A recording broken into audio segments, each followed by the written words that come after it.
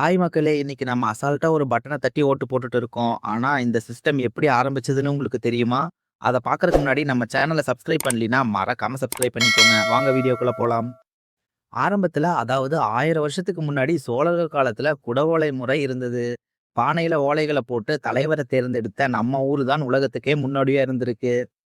அப்புறம் சுதந்திர இந்தியாவில் பேப்பர்ல சீல் குத்துற முறை வந்தது. ஆனா, அதுல டைம் ரொம்ப எடுத்திருந்திருக்கு. இதனால தான் 90ஸ்க்கு அப்புறம் இவிஎம் மிஷின் வந்தது. இதுல நம்ம பட்டன தட்டுனதும் நம்ம ஓட்டு டிஜிட்டலா ட்ராக் ஆகிரும். இப்போது இத விட அட்வான்ஸ்டா இவிபிஏடி மிஷின் வந்துருச்சு. இது எதுக்குன்னா நம்ம பட்டன் அமுக்குன உடனே அந்த மிஷின் திரையில ஒரு பேப்பர் தெரியும். அதுல நம்ம யாருக்கு ஓட்டு போட்டிருக்கோம்னு அவங்க சின்னம் வரும். 7 செகண்ட் மட்டுமே வர அந்த பேப்பர பார்த்து நம்ம ஓட்ட கன்ஃபார்ம் பண்ணிக்கலாம். இது தேர்தல இன்னும் நேர்மையா மாத்திருக்கு. வரப்போற இந்த 2026 எலக்ஷன்ல யாரு ஜெயிப்பாங்கன்னு நீங்க நினைக்கிறீங்கன்னு கமெண்ட் பாக்ஸ்ல கமெண்ட் பண்ணுங்க. இந்த வீடியோ உங்களுக்கு பிடிச்சிருந்தா மறக்காம லைக் பண்ணிக்கோங்க. அடுத்த வீடியோல பார்க்கலாம். பாய்.